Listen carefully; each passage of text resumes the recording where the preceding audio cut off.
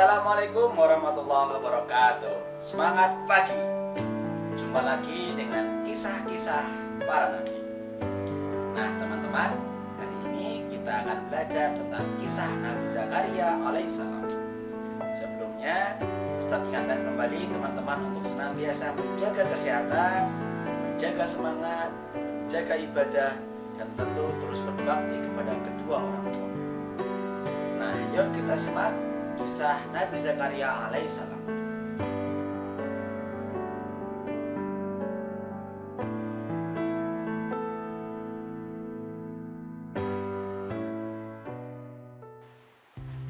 Nabi Zakaria alaihissalam merupakan salah seorang dari keturunan Nabi Sulaiman alaihissalam dan merupakan nabi dari kalangan Bani Israel.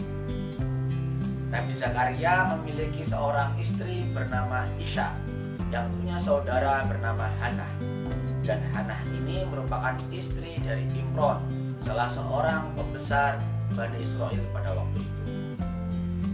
Teman-teman, nama Imron sendiri diabadikan dalam Al-Quran sebagai nama surat, yaitu surat ketiga Al-Imron. Suatu ketika Hannah, istri Imron, bernazar apabila memiliki seorang anak akan diserahkan ke Baitul Maqdis dalam rangka dididik, dibimbing untuk taat kepada Allah Subhanahu wa taala dan menjadi hamba yang solehah atau solehah. Kemudian lahirlah Maryam. Akhirnya diserahkan ke Baitul Maqdis dan jatah pembimbing, pelindung dan pendidik jatahnya jatuh kepada Nabi Zakaria alaihissalam. Kemudian Maryam di bawah bimbingan Nabi Zakaria alaihissalam, dan di situ Nabi Zakaria alaihissalam merasa kagum dan takjub melihat bagaimana Maryam beribadah secara tekun dan ulet kepada Allah Subhanahu wa taala secara yakin dan istiqomah. Kemudian lambat laun sebagai manusia yang usianya terus bertambah, Nabi Zakaria mulai berpikir bagaimana kelak siapa yang akan membimbing kaumnya jika ia tidak memiliki keturunan.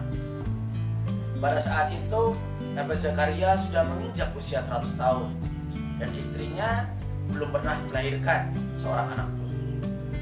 Tapi dengan keyakinan Nabi Zakaria, beliau senantiasa berdoa kepada Allah tanpa terputus, senantiasa beribadah kepada Allah dan memohon agar diberikan keturunan untuk nantinya melanjutkan perjuangan memimpin Bani Israel dalam rangka mentauhidkan Allah Subhanahu wa taala.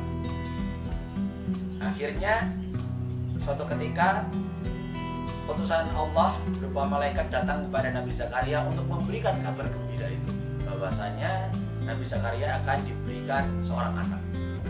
Awalnya Nabi Zakaria tidak percaya dan terkejut. Kemudian utusan tersebut meyakinkannya.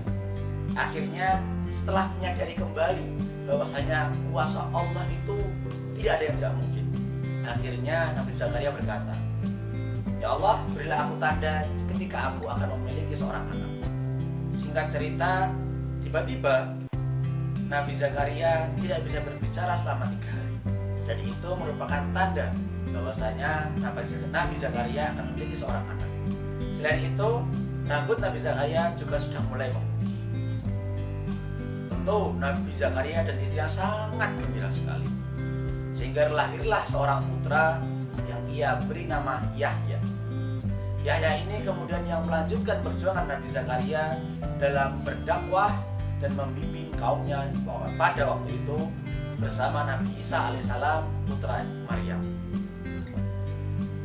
Nah teman-teman, dari kisah tersebut ada beberapa hal yang bisa kita ambil pelajarannya. Di antaranya, kita harus bersabar dalam berusaha, tidak boleh mudah putus asa, dan juga tidak lupa untuk terus berdoa dan beribadah kepada Allah Subhanahu wa taala, karena Allah adalah Maha Kuasa. Tidak ada yang tidak mungkin bagi Allah. Allah memiliki sifat kasih sayang kepada hamba-hambanya. Jadi janganlah sampai kita berputus asa terhadap rahmat Allah Subhanahu wa taala. Demikian cerita untuk hari ini. Kurang lebihnya mohon maaf.